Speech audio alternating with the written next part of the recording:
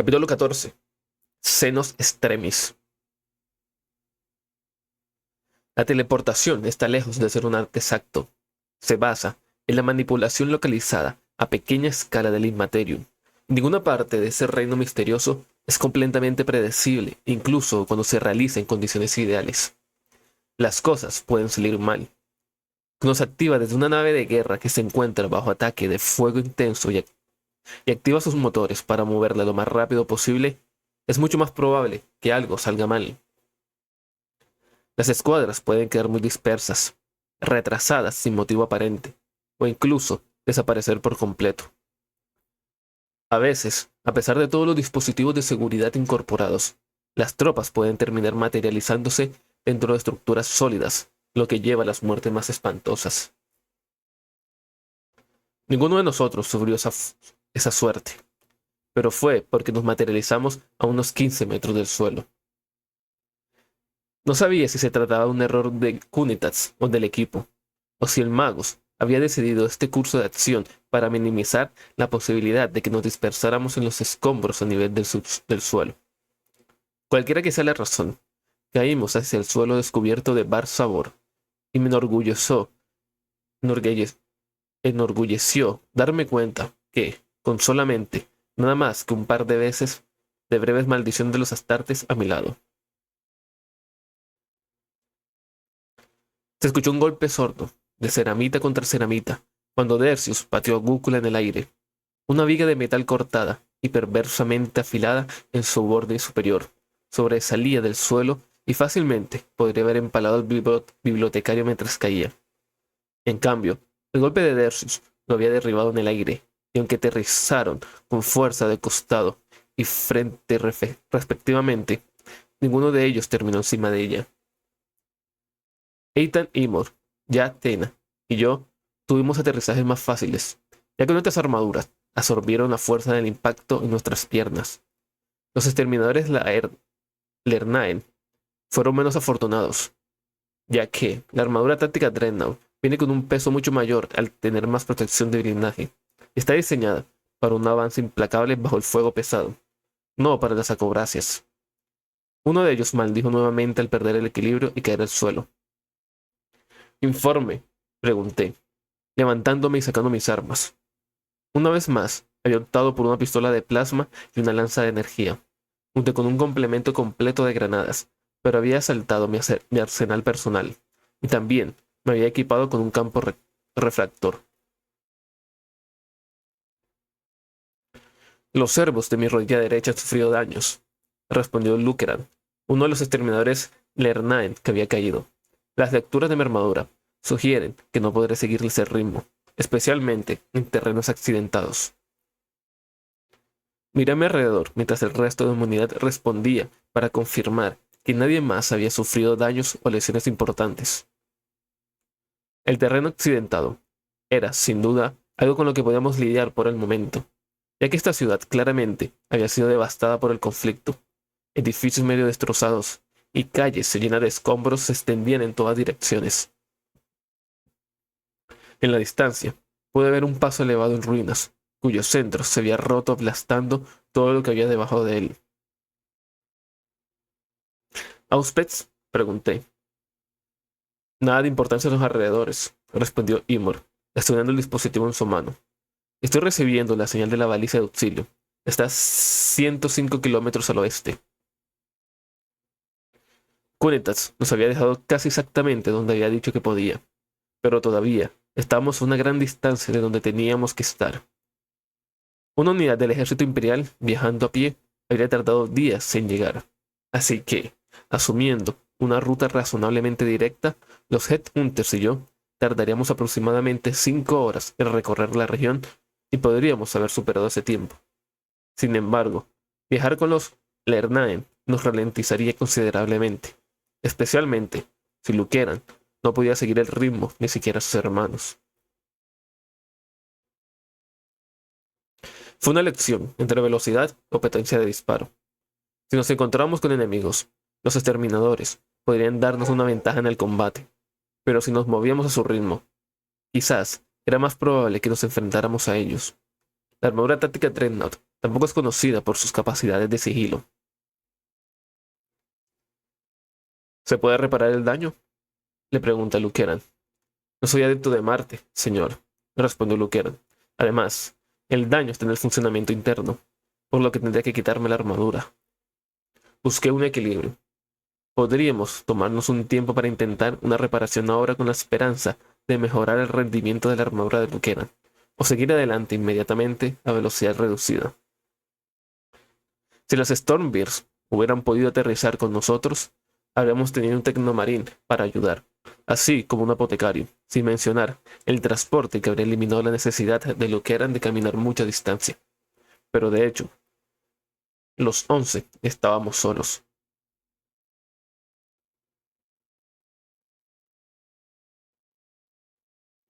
Nos moveremos ahora al mejor ritmo de Lukeran, les informé. Sin embargo, puede llegar el momento en que debamos dividir nuestras fuerzas para lograr nuestro objetivo.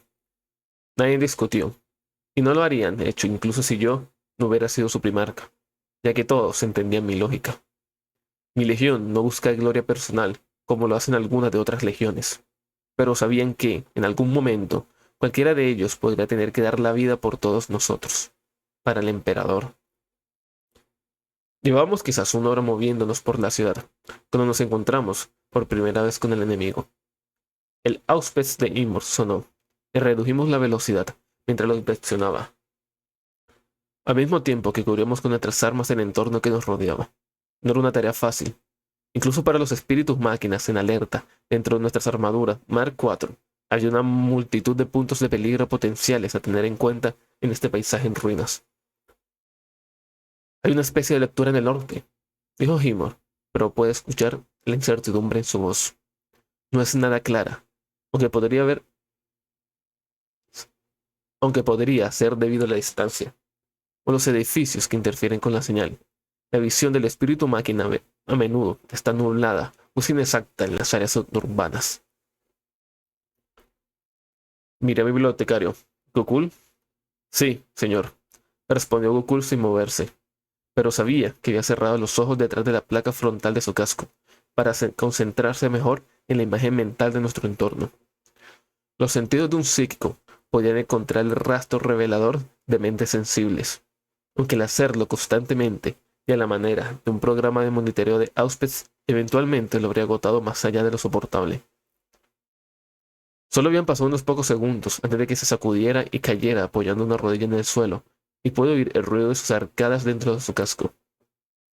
Las legiones astartes se criaban para el combate, en las dificultades que se presentaran, tanto mental como físicamente, y que Gokul estuviera tan afectado sugería que había tocado una mente verdaderamente horrible y ciertamente nada humana.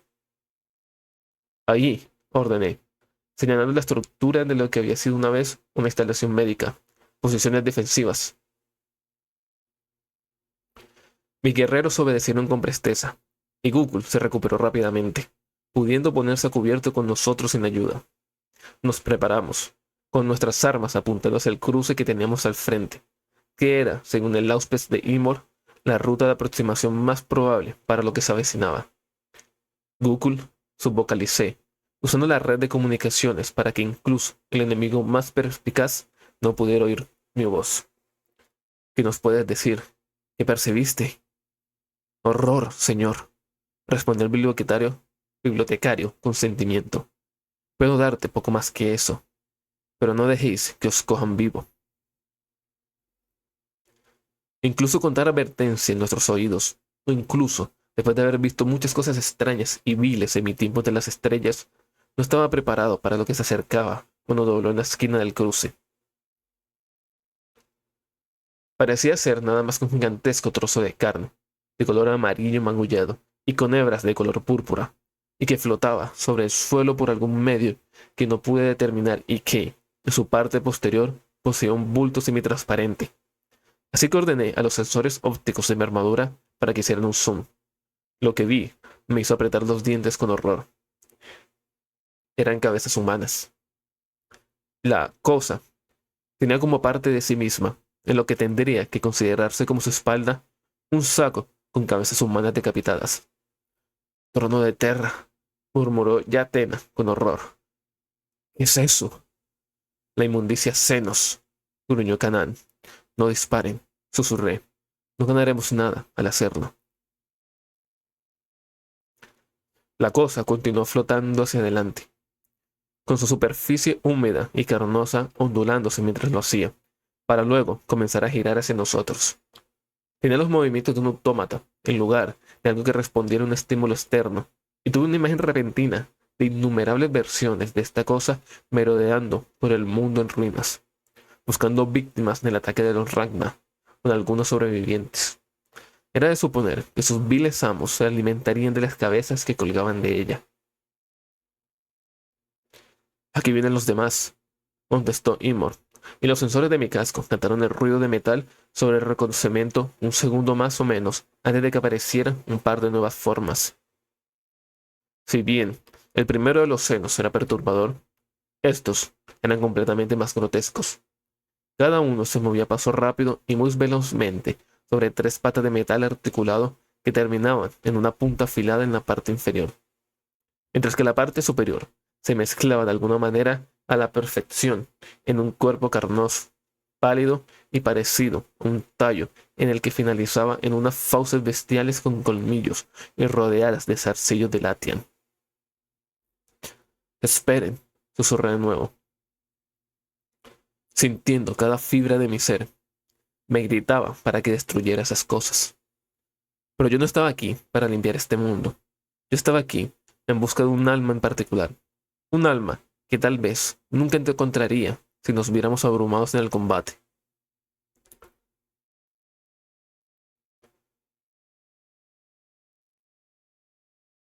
Los dos nuevos constructos Slough, quizás guerreros o guardias, se adelantaron al vehículo más grande.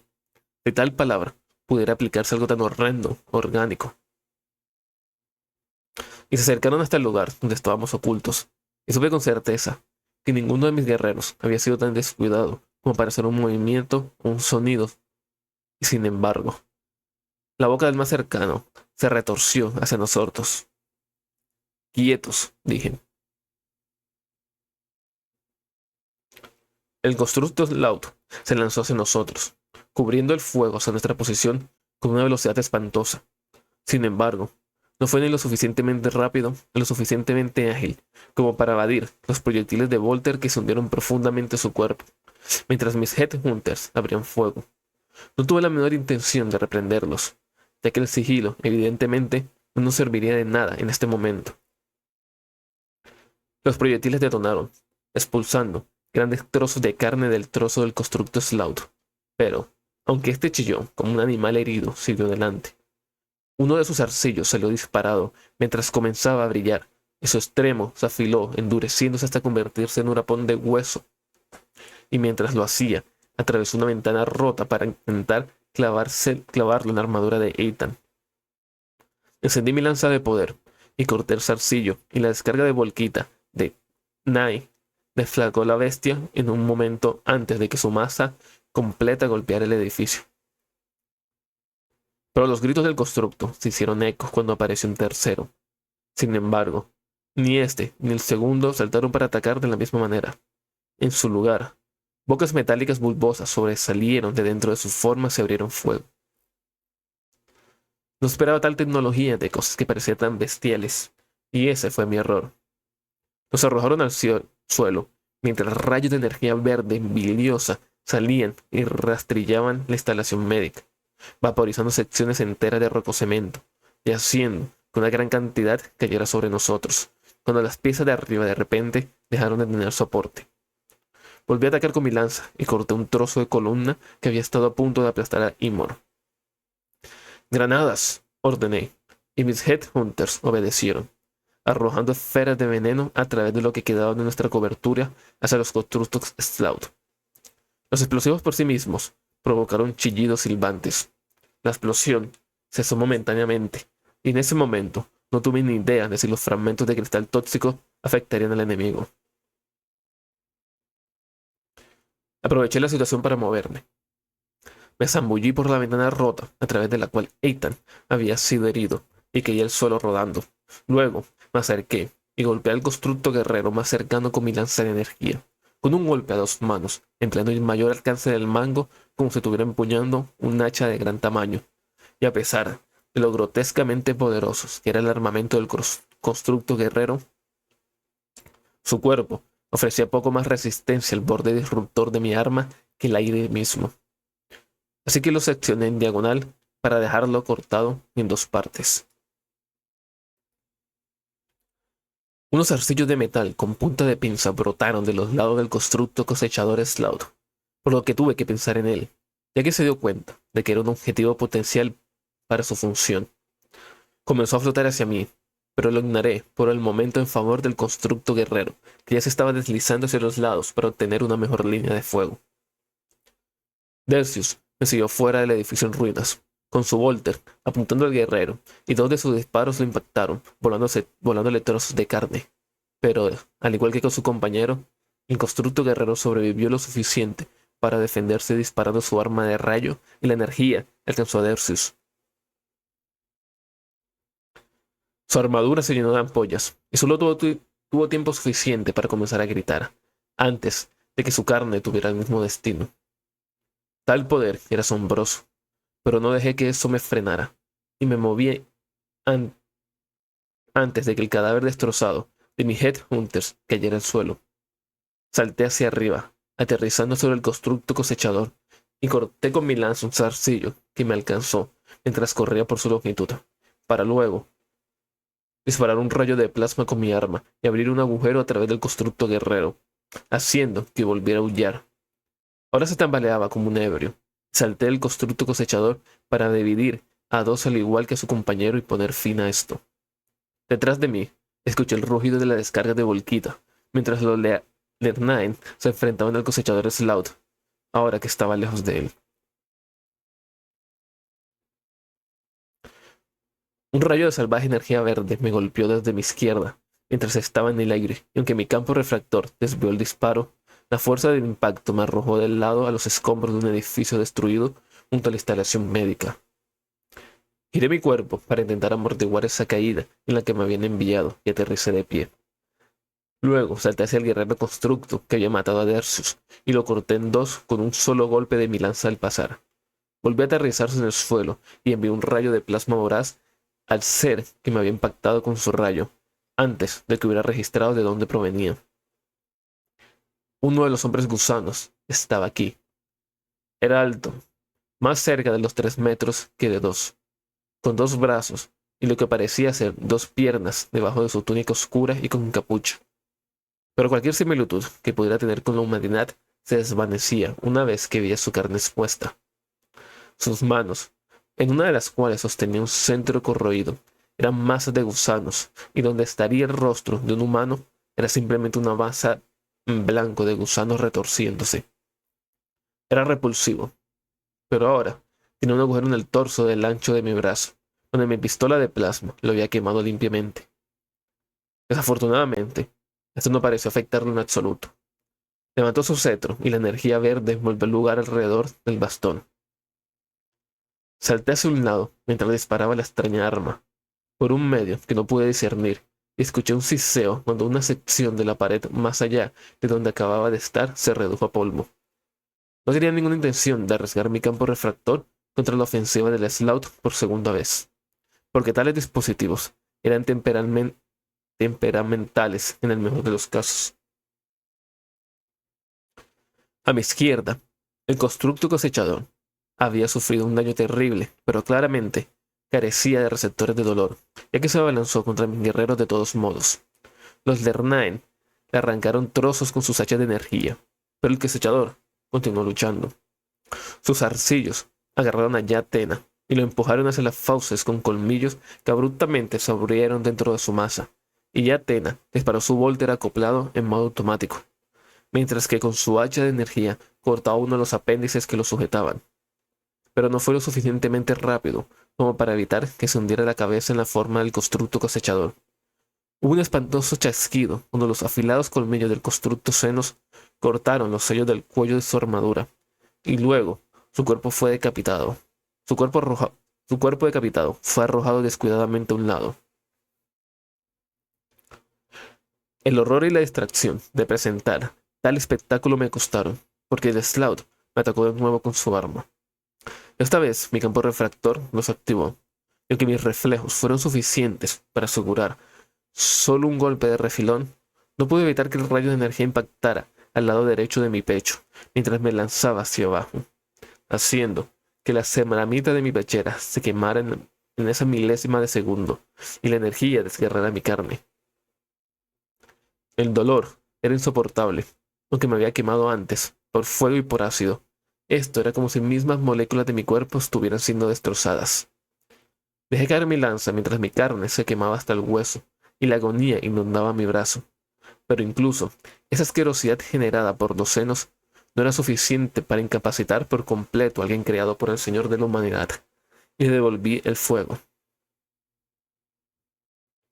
El Sloth era inhumanamente rápido y se balanceó hacia un lado de mi disparo, en que el rayo de plasma arrancó su brazo derecho hasta la mitad. Pareció no afectarle para nada la herida y cargó hacia mí, mientras yo me ponía de pie tambaleándome.